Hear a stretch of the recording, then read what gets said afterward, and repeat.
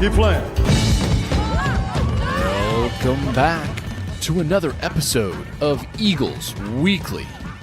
Here are your hosts, Brett, Haas, Mac, and Jack. How we feeling, fellas?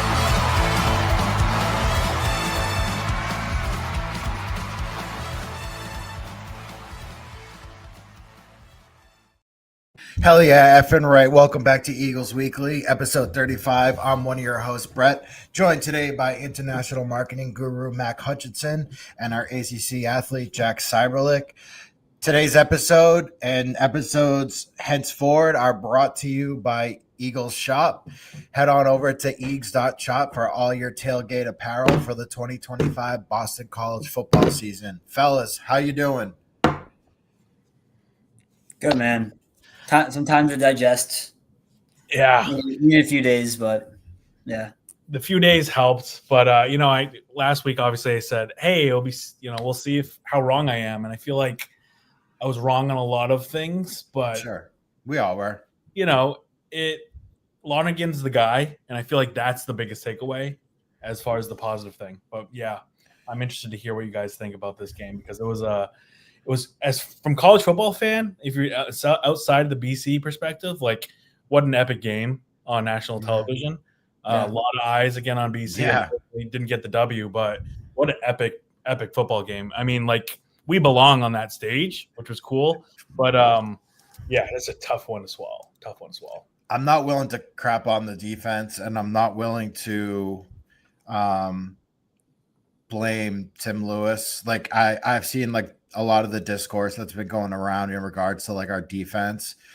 I mean, our defense kind of played nails. I mean, they struggled with getting pressure on the quarterback and tackling, like wrapping the ball up. But like for the most part, especially towards the end of the game when they forced a field goal when Michigan State was driving, and then at that very end of the game, they were able to push them out of field goal range to even push it to overtime. The tackling was just egregious. I've said it before, and I'll say it again. Like, I wasn't a good football player at all, but even I know that you can't arm tackle, and that you're probably not going to find a lot of success when you're just throwing your shoulder and trying to hit stick someone the whole time.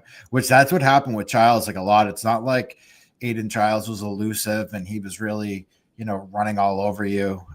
Michael Vick, 1999 style. It was more so just they got to him a couple times and he kind of was able to like break away from them because like they really weren't wrapping him up.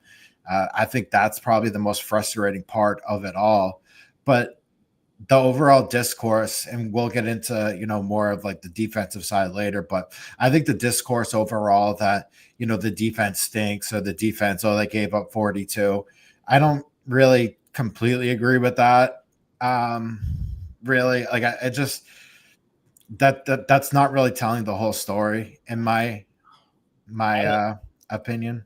I'll say this, some ownership here. I predicted 28-10. So I feel like I was high on the defense and was wrong. I think I overrated them.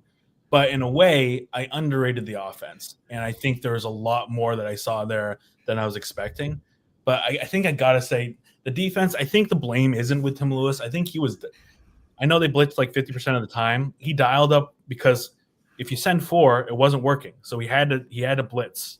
And that's why you saw him blitzing 50% of the time. The problem was they weren't getting the Childs, they weren't getting to the quarterback. There was a few good plays, especially towards the end of the game. But honestly, I think it does lie on some of the players here. Like, there's only so much Tim Lewis can do. The players at the end of the day execute as well, especially on some of those blitz schemes. And then I agree with you, Brett. The tackling was just you got to put that on the players. Like, they need to do better there. I know Aiden Childs is a really good quarterback. We saw that last year. Very elusive in the pocket, but you got to bring him down. There's so many massive plays where it was like 3rd and long, and they just were unable to get him down, which would have been game changers. BC would have been in the right position to win if they just made a few of those plays, and they just couldn't. But on the flip side, as much as I think, again, going into the going from summer camp, I was saying how good the secondary is. I think there's a lot more room to grow there. I think they underperformed. I think this secondary is a lot better. Maybe this was just a bad matchup thing. Maybe it is like with running quarterbacks. It's just it didn't work that night. But I think this secondary is a lot better, and hopefully we see that development the rest of the year. But I say on the flip side, the offense, man, was I impressed with the offense. I mean, I think Dylan Lonergan from week 1 to week 2, I mean, we just, again, seeing that growth with him, and I think everyone was seeing that upside. I mean, even the announcers were comparing him to Tom Brady. I think it was a little too much after the first half. But I think you got to see, and everyone got to realize, even on the national stage, how much upside, clearly Lonergan had. It's only his first start on the road, able to perform there and put up almost 400 yards passing. I was really impressive. And I think for BC fans, even after that tough loss, you're coming out of this with, hey, not only do we have a quarterback, we have this quarterback for another 3 years. I mean, we got this year and then 2 more years of eligibility. You're feeling like we haven't had this since Matt Ryan only started 2 years. I mean, this is something really special that you have here at the Heights in very long time, decades long. And so as far as the future of the program, you're just super, I guess, positive on that note. I think we'll kind of talk about Lonergan. I think he's going to get like an entire segment dedicated to him based off kind of what he did and all that. I think that it's like necessary, but because I have a lot of thoughts on it too. But Jack, what's your kind of initial thoughts, so to speak? Yeah, largely agree with you guys. I thought the offense looked great. Lonergan, he threw the ball 45 times.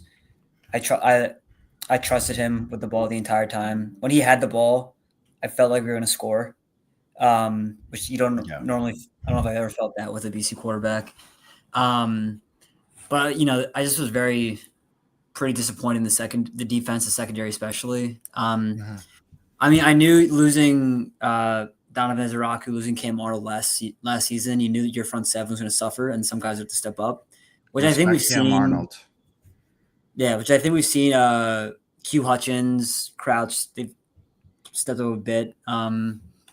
For sure. But yeah, I mean, the secondary, they're supposed to be, one of the best in the ACC. They just looked overmatched against like a middling to bottom tier Big Ten team. I mean, I thought the thing that was the play that was most emblematic of that performance was, I think they had third and goal from the 7, and they threw it to Nick Marsh, who caught it at like the 5-yard line, just dragged 3 of our guys into the end zone.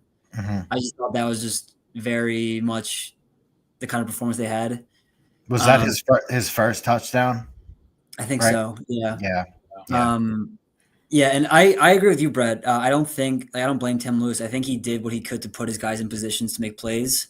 It's just too many missed tackles. I think AJ Black said they missed 15. They had 15 missed tackles. 15, It felt like 30.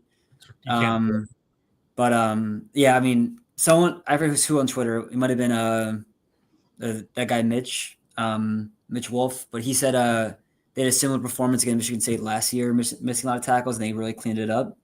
So that's where you hope to see some improvement as hopefully we can beat up on Stanford and Cal. Fingers crossed. But yeah, I mean, as great as Lonergan was, like honestly, my biggest take or the thing I walk away thinking about most is the secondary and how just left a pretty bad taste in my mouth. And one more note on the secondary, Jack, is that the big talking point I had going into this game was the turnover margin. Yeah. The secondary wasn't able to pick off Gene Charles. They had one pass deflection the entire game. And they had opportunities. There's a few plays off the hands of the secondary, but the fact that you weren't able, after getting 3 interceptions off him last year, probably should have had 4 or 5, unable to create turnovers, which is something we talked about going to this game, how Boston College led the ACC in turnovers last year. The secondary was unable to do that. And that's a game changer there. It's like one of those, really needed possession for BC. You saw that in this game, an added possession or takeaway would have been huge for either team. And this BC wasn't able to do that, a single time this game. And the only time they did get a turnover early in the game, we talked about this off air, was that fumble. And then we ended up fumbling the ball right back. So it's like just the missed opportunities and just the inability to create turnovers, I thought was a major, major hit for the secondary that would just was their big thing going into this. As much as we talked about how last year Tim Lewis was very much the let them get some yards, but don't let them in the end zone. But you're able to create some turnovers throughout the year. Not able to get a turnover off a quarterback that is not known that much for passing, and really someone that we again could clearly turn over last year was a huge stain, I think, on the coming out of this. I do want to give Childs credit. He was clearly improved from last season. I mean, I think he threw for 4 touchdowns as well. I mean, he was clearly best game of his career for sure. Yeah, I mean, he was clearly very much improved. But I mean, there were balls I thought that he threw that we should have been able to make a play on that our guys just didn't. Yeah. So I mean, hopefully, you can see that addressed and improved upon in the next 2 games. But yeah, I was just expecting a lot, I guess, out of them, and tough game for those guys. So like kind of switching gears here, and kind of getting like the bad stuff out of some of the bad stuff out of the way. Going to the offensive side in terms of the running game, right? So we had 25 rushing attempts, 67 yards overall, average, 2.7 a carry. Michigan State on the other side, 35 rushes for 149 yards. Are we worried about the running game? Should we be worried about the running game? I walked away from the game feeling better about the running game than I did after Fordham. Okay. I mean, yeah, the stats, the total stats you read out, great. But I'm just looking at Turbo, like 13 for 55, averaging 4 yards a carry. I thought the offensive line performed better than they did against Fordham. Particularly, I thought the pass protection was good too. But I think the rushing will be a story or something we talk about. I think we saw the type of game it was. Like Lonergan threw the ball almost 50 times. I think you're going to see him over 30 attempts more so than not. But I don't think the running game is like going to be anemic the way I thought it might be after Fordham. So I walked away feeling a little bit better about it, given how well Turbo ran the ball.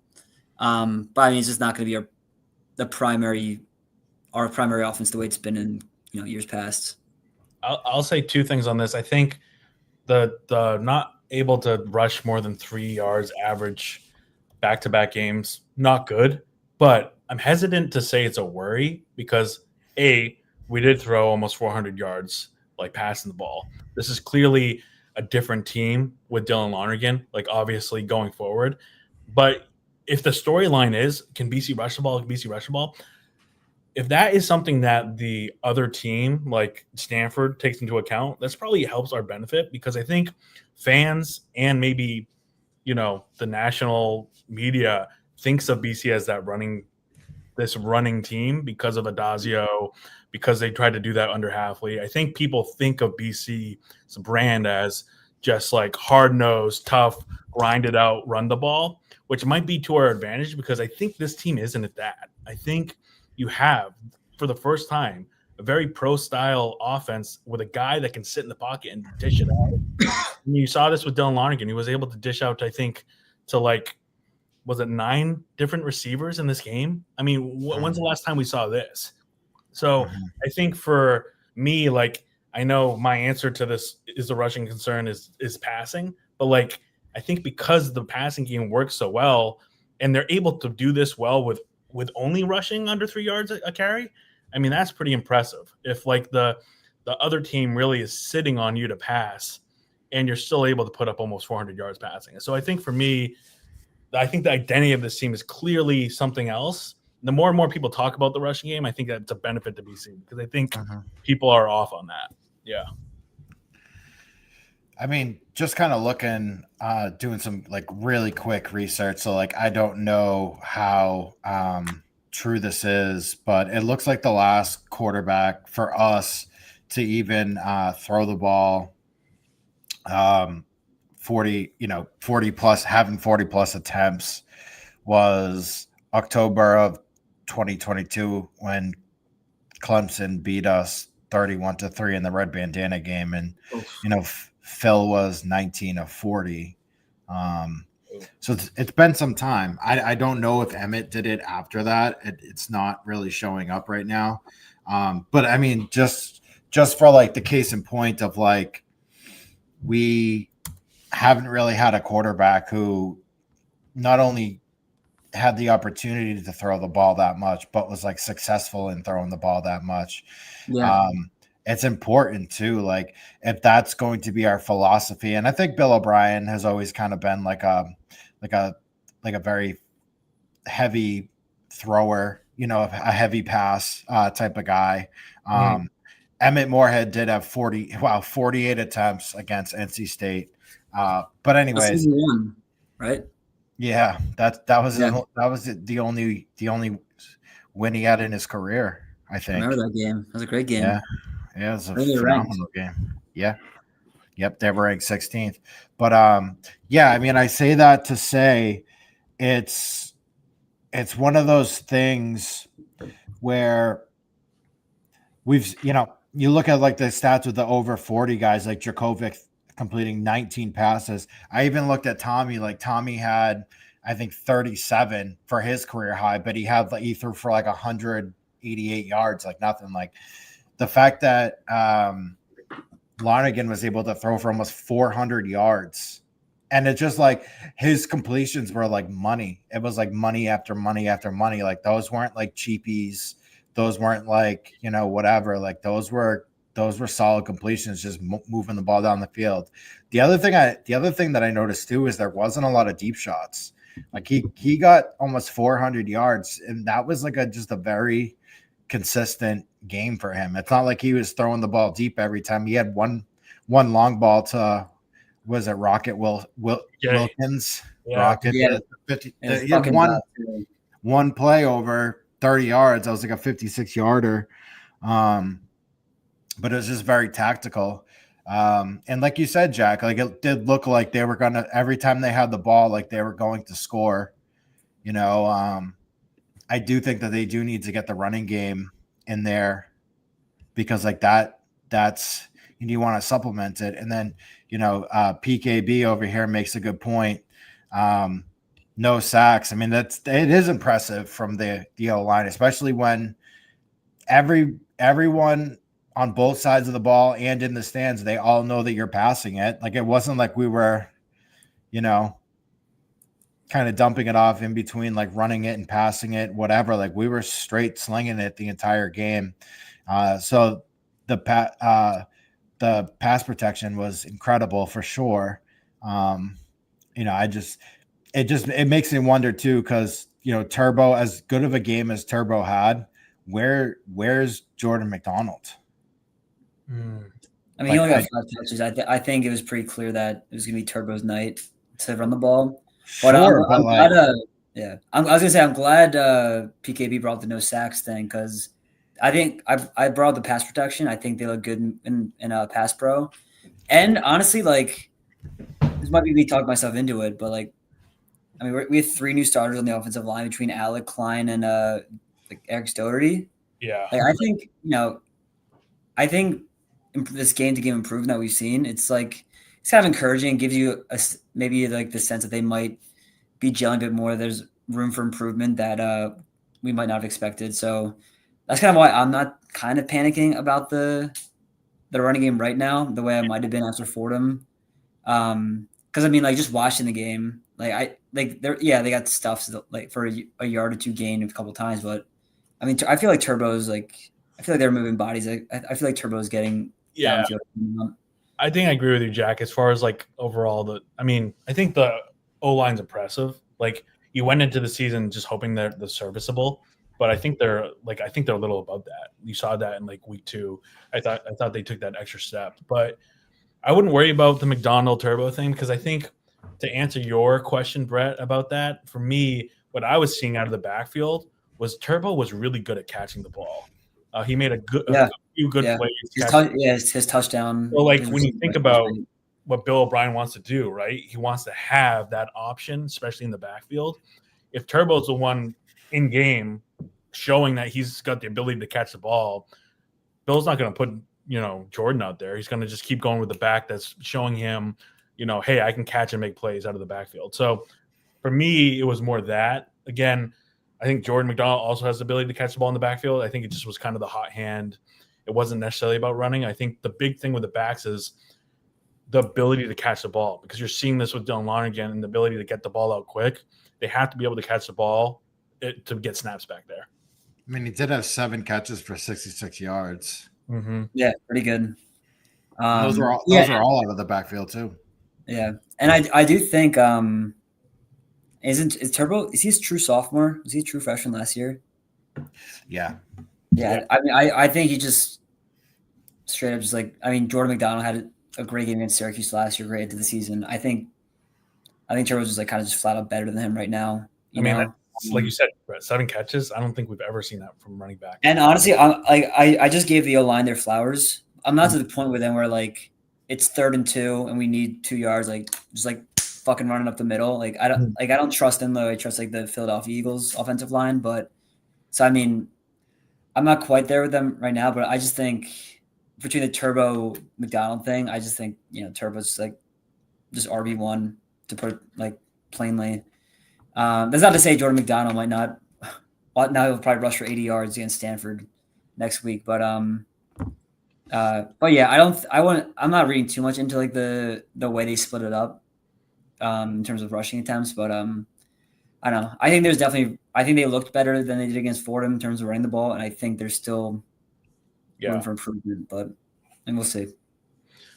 And then Brett, I think the last we got to talk about, I brought this up in the press conference, is that the special teams. I don't know what it is with the coverage. I thought like last year the coverage was pretty good. It was the kicking that was the problem, but this year it seems to be a coverage problem. Like there was multiple kickoffs or even punts, I think, where they're able to run the ball back to the midfield. I don't know what your guys' thoughts are on this, but that can't continue, because as far as like flipping the field, if you get kicking under control, but then now you can't cover the ball, it's the same as shanking the punt 20 yards, So that was a big issue, I feel like, Saturday night, to why they didn't lose. And Bill O'Brien said that straight up. Big reason why they didn't win the game was special teams. Yeah.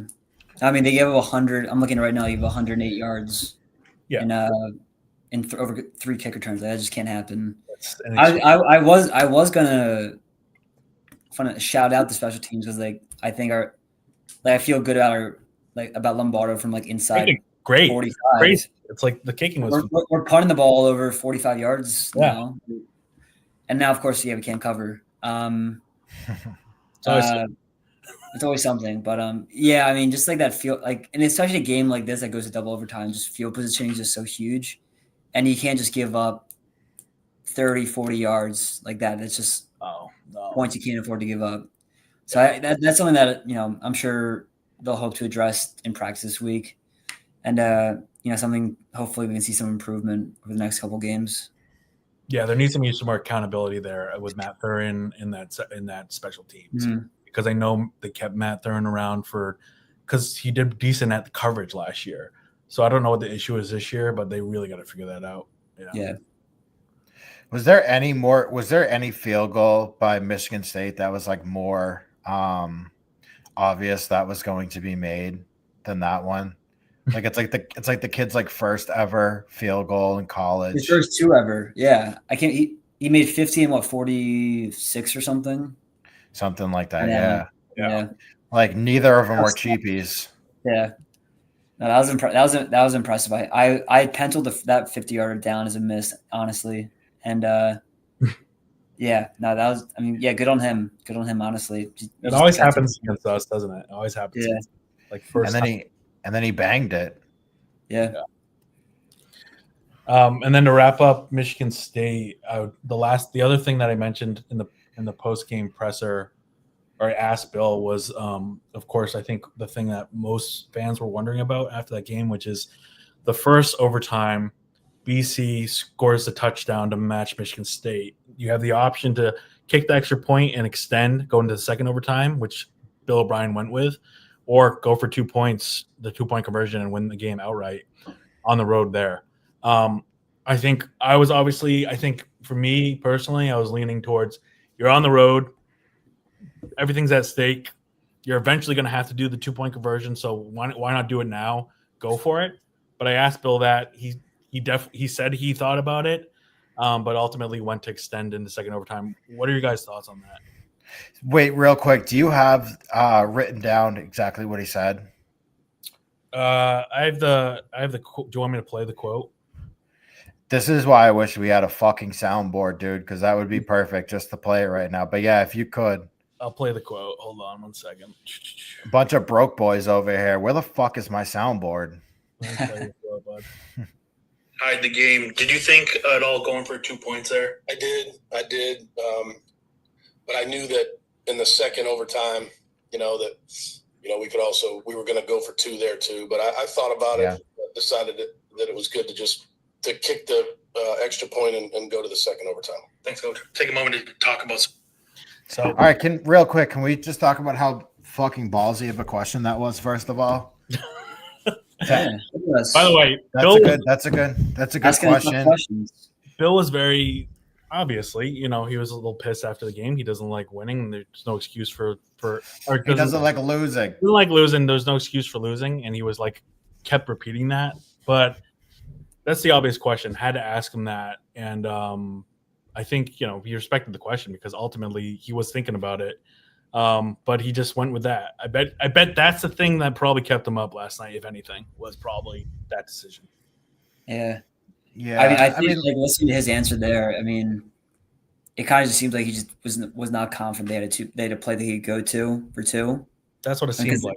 Yeah, Matt, I'm thinking about along your lines, you're playing in front of a hostile crowd of 70,000 or whatever. You got to go for 2 at some point. I kind of agree with that kind of line of thinking, and I feel like he didn't really give a reason. Honestly, he just said, we're gonna go for 2 later, so we're just gonna kick the field goal now. I just think that's just pretty clear that he didn't have a play that he was confident in. I think. And I'll say in retrospect, just real quick, Brett. In retrospect, I think he was kind of getting at he wasn't that confident in the 2-point plays because if you think about it, the play that they ultimately went with in the second overtime, they didn't make it, and it was not a good play. It wasn't even close. Yeah. If that was the play that they would have went with the first overtime, they would have lost the game that way too. So, again, it's not a obvious, should have went with 2 points, but you're just thinking, again, it's easy to kind of question these things after the game, but that's clearly, I think, what a lot of fans are probably pushing towards. It's like you're on the road. I get it if you're home. It's kind of like that's what I think most fans think. It's like if you're at home, extend it. We want to play more football. But if you're on the road, you just got to go and take it. So, but yeah, Brett, your thoughts? Yeah, because it's like I said off air, it was a lose-lose situation. Not a lose-lose. Obviously they score, they win, whatever. But I just think in terms of they don't, if they don't get it in that first overtime, the whole rhetoric around it is suddenly, why did you go for it, in the first overtime and lose, so it's tough. It doesn't give me a lot of confidence going forward. Or it doesn't give me a lot of confidence in those situational moments, especially in the red zone like that. That they have the play calls for it, because like you said, did they even have multiple play calls for those situations? Maybe not. And the one play call that we did see wasn't very effective or didn't really have the opportunity to be effective. Michigan State's 2-point conversion was a thing of beauty. Theirs was awesome. They just kind of rolled out Childs and had him throw it to the corner of the end zone. It was a play action, and we bid on it. the whole way. But yeah, it's definitely like a weird it's definitely like a weird situation. And I don't know that I like love his answer coming out of that, especially because like you said too, Jack, like he didn't really give you like an answer as to why he did it. It was kind of more, oh yeah, like, we just wanted to we wanted to extend the game. It's like, okay, like that's cool. And then even more to the fact, it's like here at BC, like an extra point is no gimme either. So you're kind of taking the risk to even get the tie in that situation. It does feel like we're due for some sort of Mishap. goal, something like that. Mishap, little extra point mishap. Okay. Yeah. I mean, it puts such a it does put like such a bad taste on the game overall, because I think it was such a phenomenal game, and it really the first half moving with such ease, right? Like we're down 7, we tie it up, we go up 14-7, they tie it up, we go up 21-14, we go into the half, right? And it's kind of like feeling good, like they couldn't really stop us. I will say this, Brett. I think if I were to think of an answer, the correct answer for Bill O'Brien to that question, it would be like, I watch all through summer camp, them dedicating multiple, like huge chunks of the practice to red zone situations. So they obviously have practiced this. They've obviously done 2-point conversions. I think for Bill, he was thinking, I'm confident in that we can execute down there. And if you come from that, again, that Belichick philosophy, it's more about, hey, if you're able to execute, you're just waiting for the other team to make mistakes. So he's thinking maybe extend the game. If we're able to go down there, score 8 points, now they have to. So we're just waiting for them to either make a mistake or that, defense to make a play. So I understand it from that philosophy. I think at the end of the day, you got to hand it to Michigan State. They didn't make any mistakes, especially when it mattered most. So they went and they took it and they executed, one play more. So I think at the end of the day, that's what happened.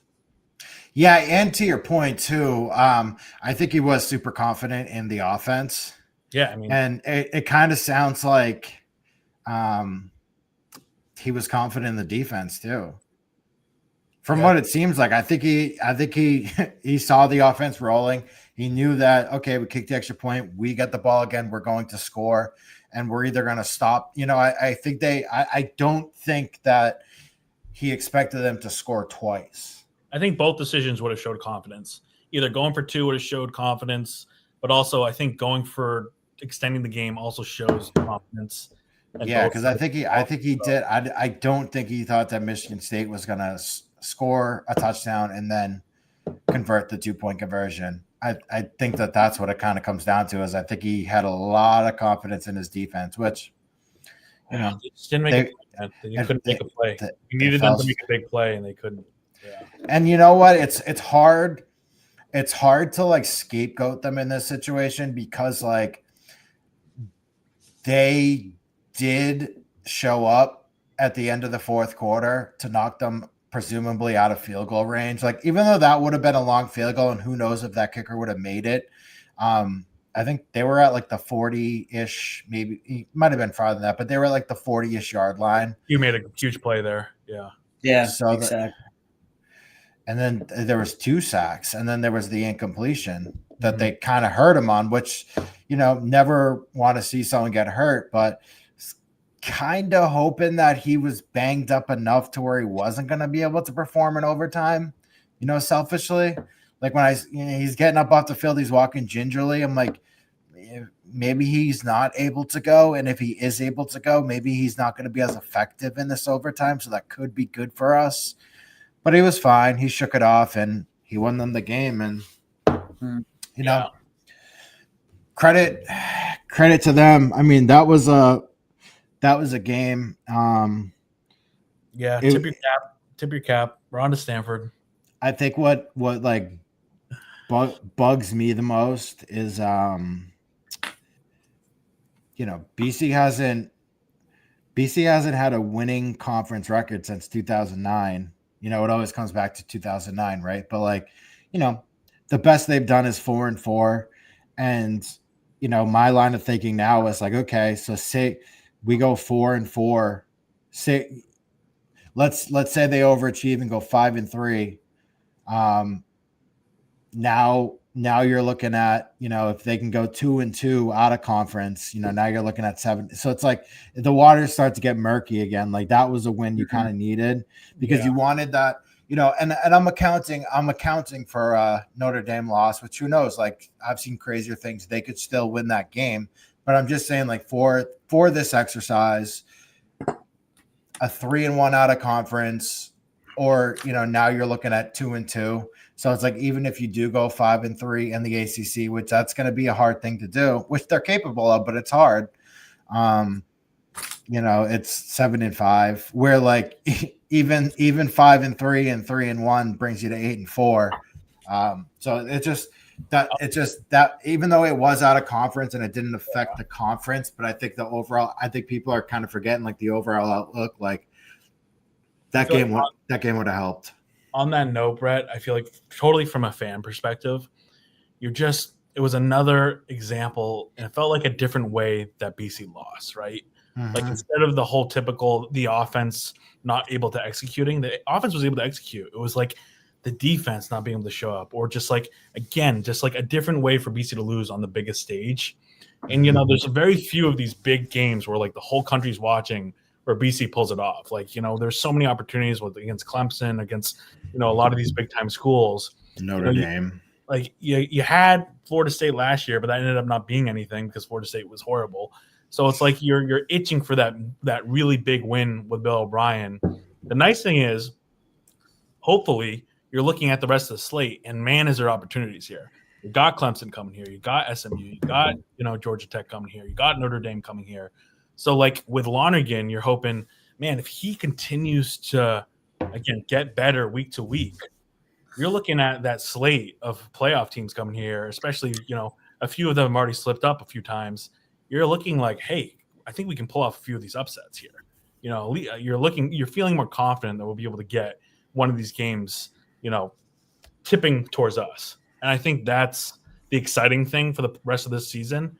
Again, got to take care of business at Stanford next week. That's the biggest focus right now. But I think looking ahead as a fan, you're excited about the opportunities that Lonergan can show up against the rest of the season. And again, that bigger thing, you have years to develop with this quarterback that clearly seems like is a special guy to be on your team. Are we moving on to the next segment? We're moving on. We're gonna move on.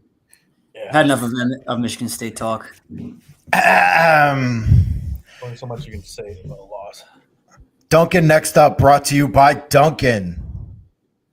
This week we bring you the Stanford Cardinal, not the Cardinals, the Cardinal. That was always like one of those fun trivia questions where it's like, what sport team is not plural? I mean, I was always, or not, that doesn't end in S. I would always say Red Sox and think I was the smartest guy on the planet. The Stanford Cardinals, another one.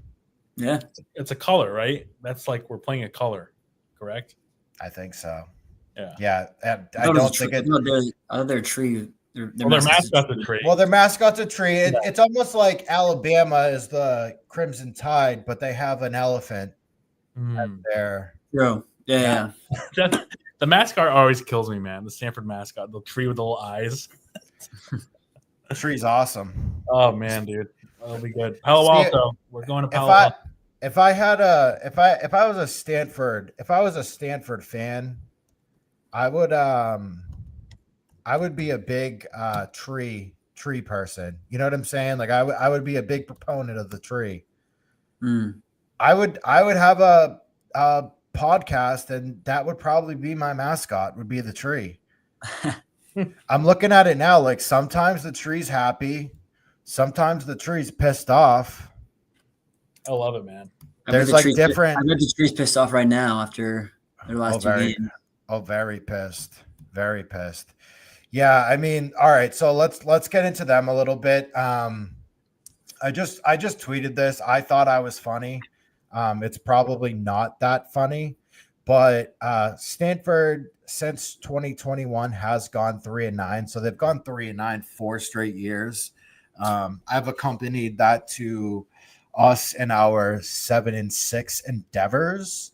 But yeah, there's Stanford Cardinal, not to be confused with the Cardinals.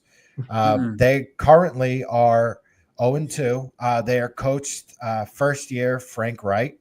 So, Jack, you're familiar with Frank Reich. He won a Super Bowl with the Eagles, correct? Yeah, he's DC. Yeah, Back in 2017. Big time NFL guy. Big time. sure was. So he's Yeah. back in college. They are 0-2, so they're bad. Jack, you said it best before. If it is a single score, if BC wins by single scores, consider that a loss. So far, they have lost.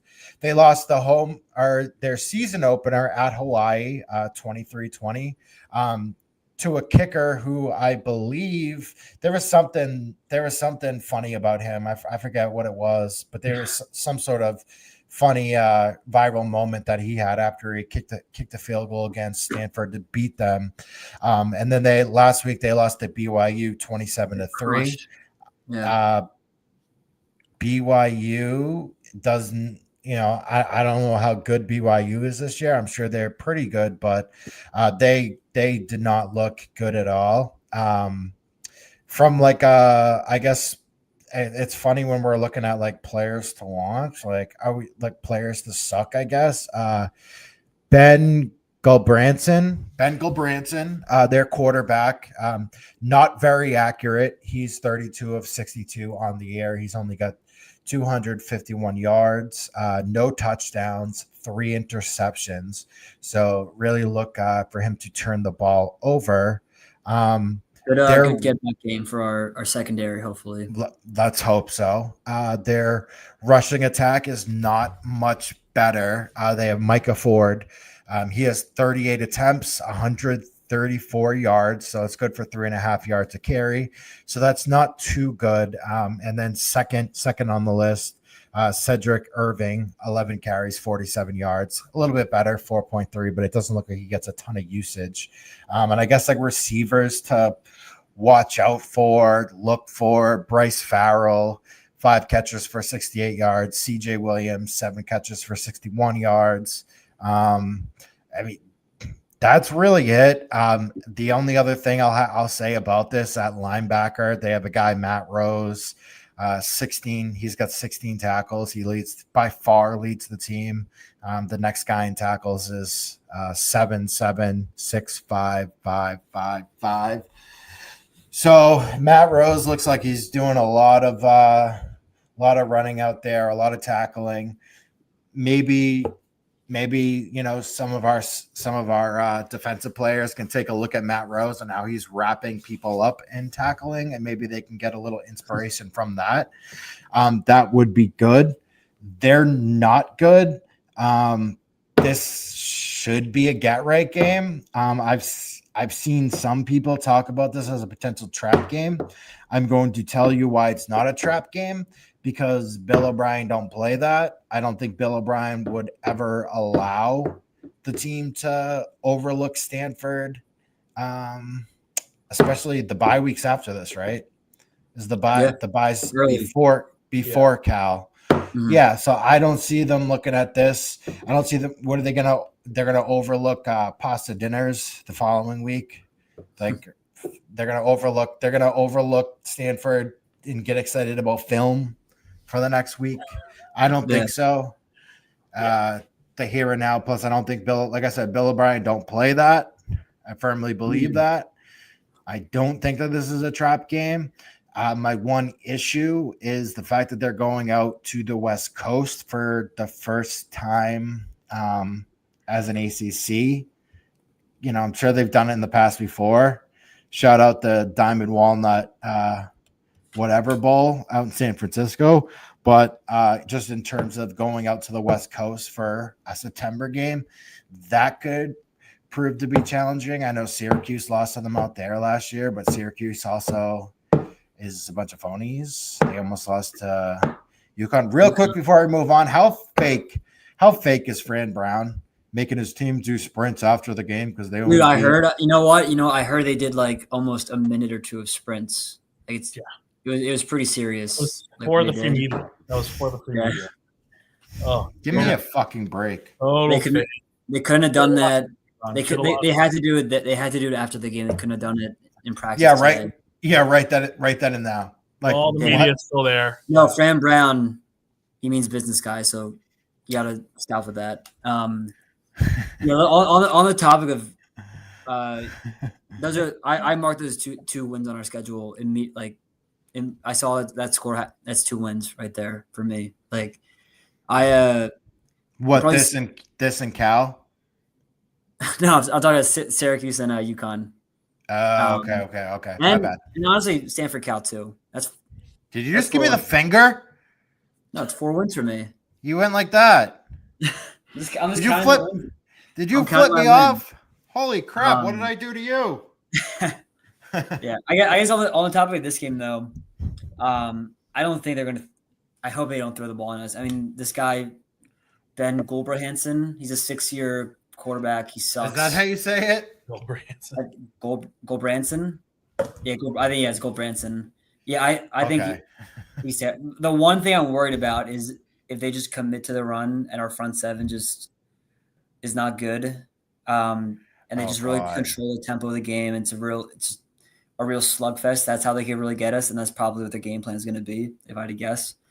But yeah, I think I hope they feel the same way. Boston College feels the same way I do after that Michigan State game. It's just like I just want to play the next game. I just want another shot. I just want another shot at like another team. Yeah. So I hope they're feeling that way, and I hope the West Coast trip doesn't trip them off too much because I think they should win this game like 34-13 or 34-10 or something like that. I mean, yeah, Stanford is not good. They've shown zero life all year, and yeah, outside of like a really specific way where they just really pound us in the ground game, control clock. I think BC needs to win this big. I think they will. I appreciate the preview, Brett, and the thoughts, Jack, because the only thing I really know about this team is that Andrew Luck's the GM, and Yeah. the And biggest thing going for us is that Coach Googe is he's on the sideline. Oh yeah, and Googe is on the sideline. So as long as Andrew Luck doesn't go and strap up under center, I think we got this win. I think for Don't me, think he has eligibility. Luckily, Yeah. I think for BC, this is the second easiest game on your schedule. You got to take care of business. I don't think it's a trap game. I'm under the same thinking as you, Jack, where it's, hey, you get it's technically a short week because of all the travel to immediately redeem yourself on the road again, right? That's Larnagin my thinking gets too. to immediately go on the road in front of a hostile environment at Palo Alto and get the job done. And I think for BC fans, it's a get right game, like you're saying, Brett. It's like show the fans, hey, we can sling it against these guys too and put up some big numbers. I think that's what you're ultimately going to see Saturday. Obviously people are going to be concerned with the travel going all the way over there to Palo Alto, but I think, even if it's a late start, I think these guys aren't going to be sleeping. They're not going to be sleeping. There's a bye week next week. Again, you gotta just take care of business here. So I think for BC, you're excited about just being able to, again, go on the road and take care of business. Because, again, last year, if you're thinking about this, BC didn't do well on the road. This is like redemption from last year, too. Like, we had a really good home record, but our road record under Bill O'Brien has been awful. Like, so, again. They only won what? 2 games last year? So, yeah. And they just lost against Michigan State. So, it's a big redemption, not only for, this offense, defense, special teams, but for the coaches as well. Because I think there was a lot that, again, we mentioned this in the first half of the show, that there's some decisions this coaching has. And again, they got to continue to develop. Okay, you showed us, this is Tim Lewis now knows, okay, the defense can't do these certain things. What is he going to adjust? How are they going to adjust to this next game? Okay, Larnagin can do all these things. Are we going to improve on that? Are we going to expand the playbook a little bit? He's clearly shown that he's got this ability. So I think you want to see, again, more progress with the offense and definitely some difference, in coaching as far as going into week 3, with the secondary, because I think, again, we talked so high on the secondary. Again, you don't give the blame to Tim Lewis because he dived it up like as much as you could. The players just didn't execute. Now, knowing that the players didn't execute, what do you got to do to give them the best chance of winning this game against Stanford? So I thought when you said dialed it up, I thought you were gonna say when Tim Lewis died, and I was about to be like, Jesus Christ, dude. no, we need Tim Lewis. So yeah, I think that's where I'm at as far as this game. You got to see. We were 1-4 on the road last year. I mean, if you want to count the pinstripe ball, if you want to count the pinstripe ball, 1-5. So 1-6 against Michigan. So Bill O'Brien's 1-6 on the road. We gotta do better. You know, we gotta go to the next level, maybe. Yes. Next level. Yes, Buy your fucking merch, people. We got next level stuff. Chestnutbill.com. Chestnutbill.com. Get your next level merch. Stop being MFers. I'm kidding. We doing predictions, folks? Yeah. Other predictions for the game. 52-14. Continue to average 50 points. Yeah, I don't know. What are we at right now? 52 points a game through 2 games. Is that what they're at? Yeah, because they had 66 and 40 or 53 That's our points average. A game. Yeah, just keep it up. I'm gonna book them for. I'm gonna book Stanford for 2 touchdowns. Just cause I think they might score a couple touchdowns. Mm-hmm.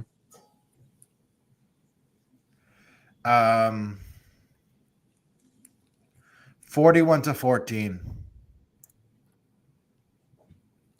41. Like that. Yeah. Okay. Excuse me. I was so wrong last week. I'm very similar to you, Brett. I think 3 weeks in a row, BC is going to score 40 points. So I would say BC is going to score 45 points against Stanford. But Stanford's going to put up a few tutties. I don't know why. The defense is going to have to, again, adjust. But I say 45-17 is going to be the final score. Okay. There'll be a lot of points in this game.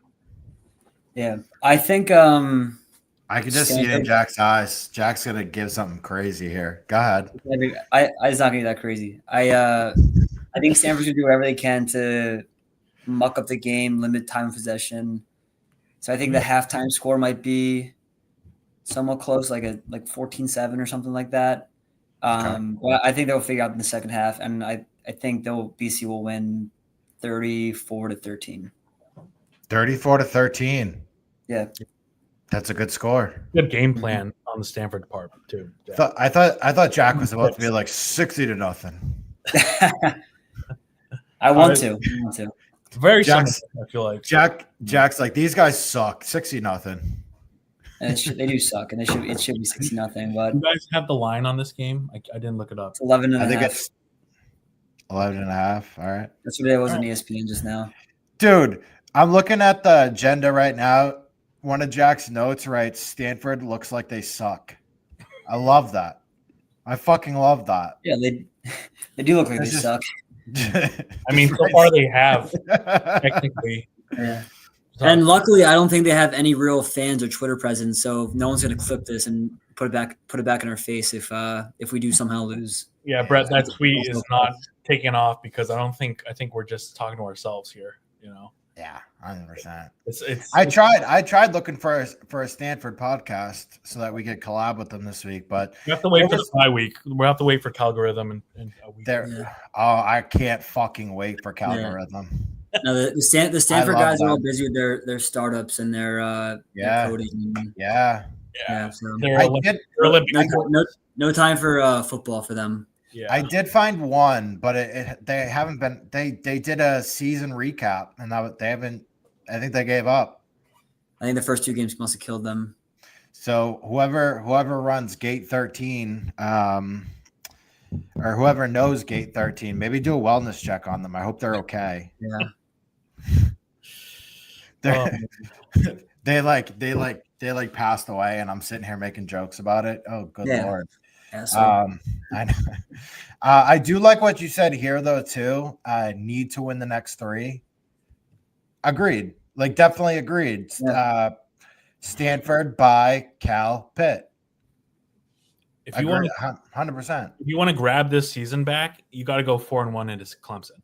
Because if you roll 4-1 into Clemson, that gets everyone back. That gets the fan back. Yeah. That gets Boston back into it. You know what I mean? Like, and again, Yeah. that's kind of what we kind of predicted, right? Going into that game was 4-1. Yeah. So. Because even if they if they go 4-1 into that game, and then if Clemson is Clemson and they beat us, which like we've all kind of predicted they would, 4-2 looks a lot better than 3-3. Yeah. So I'm with you. I'm sorry, Jack. I didn't mean to cut you off. No, I was just gonna say. I was gonna say the same thing. If we're 3-2 going to Clemson, 3-3 going to that's just prime 5-7 territory. So yeah, it's tough once you flip to Clemson. No, I have to admit we're behind the ball as far as my 9-3 prediction. Very behind the ball. Yeah. Like Jack, what did you say? Were you 7-5 or 6-6? I was 6-6, which I think I'm still gonna stick by. You're right on that. I'm not gonna dip to 5-7 after that game, but I will say I'm not gonna change my prediction. But I think the path to like a 8-ish wins exists to me in a way that it didn't before this game. Like especially with really, like because of the Lonergan upside, is that Lonergan upside? Syracuse and UConn clearly are just terrible teams that we should beat. I mean, the 3 playoff teams don't look as scary too either. Yeah. Clemson stumbled a bit. So this is the way I laid it out. So I said I think Stanford, Cal, UConn, Syracuse. I think we should win those 4 games. Mm-hmm. Pitt, I didn't mark down as a win, but between the 6 we have left: Clemson, Louisville, Notre Dame, SMU, Georgia Tech, Pitt. If you can win like 2 of the 3 of that Pitt, Georgia Tech, Louisville, and then you can steal a game against SMU, Notre Dame, Clemson, that's 8 wins right there. So I think that's, if you're going to get to 8 wins, that's the path. And I think there's a world where I could see that happening, where I don't know if I could see that before this week. Yeah. But like I said, I'm not changing my 6-6 prediction. I'm just saying I see a path that I didn't see before. I agree with that, Jack, because I feel like in that 8-4 world, you can now picture BC pulling off an upset against Clemson or Notre Dame with the upside of Lonergan. Like if he continues to progress, like it's not like out of the world where BC is able to like stick with Clemson, putting up points, like where it's like a 40 game or something like that. So I feel like for me, that's what. I'll tell you what, too. Like I am 100% going to be tuning into Pitt, West Virginia this weekend to check Pitt out and see Great rivalry game. Really, that I was gonna say about Pitt. I think they're 1-point favorites or 2-point favorites against West Virginia. West Virginia just lost to Ohio, not Ohio State. They lost to Ohio by a touchdown. I think Pitt only being favored by 2 points in that matchup, it makes me think they're not that good. But I'll definitely be tuning in as well and doing some advanced scouting. Yeah, the backyard brawl. The backyard brawl is one of the better old rivalries in college football. Always a great game. Yeah. SMU, I'm looking at them now. They're beatable. I mean, I don't think that they're what they were. I watched the end of their game against Baylor. I think, you're right. The 3 playoff teams this year, it's not like they're not untouchable. They're not untouchable. They're not. I don't know. Honestly, Clemson and SMU. I don't know if any of the 3 would be playoff teams. I mean, one of them probably, like Clemson probably will if they win the ACC. But I mean, that's not a foregone conclusion if Miami can continue on their trajectory. There's wins to be had on the schedule, though. I'm definitely with you guys on that. I don't think it's as crazy as it was a couple weeks ago. The Georgia Tech game still kind of scares me. I look at that game and that one worries me a lot. I'm a little. Well, let's wait and see. They have Clemson this weekend. Yeah. At home. Let's see how they fare. And if they win, then we can kind of start worrying a little I'll bit. say right now, my money's on Georgia Tech. You think so? My money's on Yeah. Georgia Tech. Well, I'll tell you what. I'm looking at the ESPN predictor. Not that it means really anything, but they're giving. We host SMU and we host Georgia Tech. They're giving us a 49% chance against SMU and a 41% chance against Georgia Tech. So ESPN clearly thinks more of Georgia Tech. I'm aligned with the computers. I feel like after a brutal loss like that, I've never felt more hopeful for the program and for the season too. I mean, you remember back, Brett, after a loss like that, you normally feel devastated. I feel like what we all saw, it was the eye test thing. What we saw with Lonergan is like, man, we haven't seen this in a very long time. It was very, very, very different. Yeah. It didn't, and like we're used to like clunky quarterback play where it's like maybe some completions and bunches and then long stretches of incompletions and turnovers and this and that. But like, though, I mean, at the rate that he was making completions in that game was unbelievable. Yeah. Yeah. It was just, I haven't seen a quarterback that efficient in our colors in years since Matt Ryan. That's for sure. To be honest, since Matty Ice, we haven't seen that. Yeah. It feels like he's clearly a cerebral quarterback running the operations there. Oh, good word. Second start ever and first start on the road. So it's the upside of him is just, it's I don't see the ceiling right now, which is exciting for a fan. Yeah, I was really impressed by very, very quick processor. Clearly, he made a lot of quick decisions. Took hits in the pocket. Like his touchdown pass to Jaden Skeet, he got crushed on, still made a perfect throw. Confidence in the I agree. I mean, we talked in pods before the season where it's like, Grayson James would probably win you probably go 6-6 or 7-5 with him, but if you really hit on a Lonergan, that's when you can get to not 9 wins. Not that that's going to happen this year, because to be seen. I think on that note, Jack, real quick, before the season started, I think we were thinking, man, a loss to Michigan State is devastating for the season. But after watching that game, now we're thinking, man, a loss isn't as devastating because of the upside of Lonergan. And like now you feel same with the computers. Now you feel more confident about against those tough teams like Georgia Tech, Clemson, Notre Dame, SMU. Now we got that other and it's so funny because you go into the season thinking all these different things, and then week to week you're just discovering, man, that's actually not true at all. So again, we'll see Saturday. Maybe there's some more stuff I'm sure that we haven't thought of. There's a lot of here's my final thought. I'll put this in a bow because whatever I was gonna say, this is my final thought. We're at that segment now, by the way, in case you didn't realize.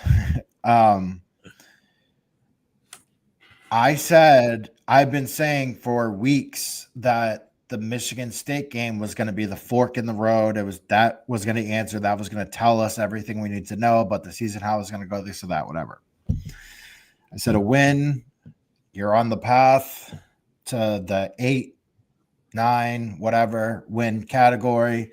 You lose that game, you're at the 6-6, 7-5, whatever, the 6-7 win range.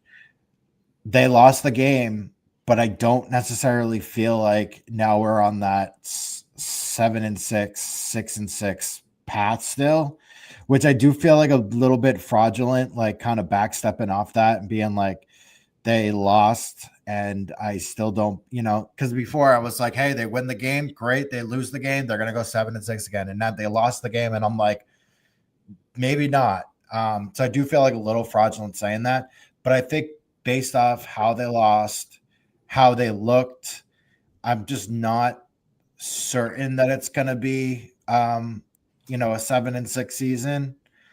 I really, what I'm trying to get at is there's hope for more still. I don't think that like the loss completely deflated the season. Whereas I think like, that was kind of my train of thought before, because like we did learn a lot about them. We did learn what they were against legit competition. They looked like a very competent football team. They looked like a very dynamic, explosive offense. The running game could use some work, sure. The pass protection looked phenomenal. Dylan Lonergan looks like one of the better quarterbacks in ACC. The receivers looked great. Jeremiah Franklin, outside of that first drop, like he really turned it on after that. And the defense, the defense kind of, they messed up a lot tackling. But when they needed to make a stop at the end of that fourth quarter, they made the stop. Now in overtime, they did not make the stop. And like, that's, worrisome. But I think for all their shortcomings last week or this past Saturday, however you want to call it, whenever you listen to the show, I think it's all fixable things. I don't think it's like a 2022 where the offensive line is just so bad that it's going to like define your entire season, or, any of these other seasons where like our shortcomings define us as a program. I think that a lot of the things where we fell short on Saturday are all fixable. And we haven't been able to say that too much. Yeah. I feel like that's the same final note I have, Brett, is that I think same way going into this game, you're thinking, you're going to the season, you say, hey, we have a high ceiling and a low floor. And you're thinking going into Michigan State, that game's going to dictate floor or ceiling or floor. And I think after that game, interestingly enough, it didn't. I think you still have a high ceiling and you still have, that crappy floor. So there's just, we'll have to see and continue the season to see where BC ends up eventually falling. And I think that's exciting for fans, because normally out of a game like that at that big stage, it would be more of a devastating loss. But I think the nice thing coming out of that is you see so much of the potential, especially with this quarterback, where this season could be. So exciting times. It's not a 2019 Kansas. No. Jack, anything else from you? No, not too much. I mean, I will say I'm not backing off my six season prediction, but like I said, I think that they have the ability to be competitive against the Notre Dames, the Clemson, the SMUs in a way that I didn't really anticipate coming to this game. So that's definitely a positive. And I mean, we're on to Stanford, where hopefully we get back, and I think we will. Let's hope so. That is episode 35 in the books. Make sure to follow us across all social media platforms. Our Twitter is coming back, so at Eagles Daily _BC. You can also find us on Instagram, TikTok, YouTube, if you so choose. But Mac's been doing a great job of putting out content on the Instagram and the TikTok, so make sure to give us a follow on those accounts over there. Stay up to date with us there. Check out Eagles Shop. This is the third time that I'm going to bring it up. There's some really good stuff over there. I have some stuff coming. It's good time to buy it because we have an away game, a bye week, and you'll get your stuff before Calgorithm. So show up for Calgorithm. Go to eags.shop or go to chestnutbill.com. They both go to the same place, and you can buy stuff there. You'll help support the show. You'll help support the website. You'll help support journalism. That's journalism and podcasting, and that's what this is all about. We want to keep doing this. We want to be able to keep doing this. It's been a great experience, a lot of fun, and that all the proceeds definitely go back into the show and into the website. And I would like to get a soundboard so I could not make Mac have to play clips off his phone. So go to eags.shop or chestnutbill.com and get your merch. Episode 35 in the books. Stanford this week. Get right game. All right. That's it. Thank you. Go Eagles. Go Eagles.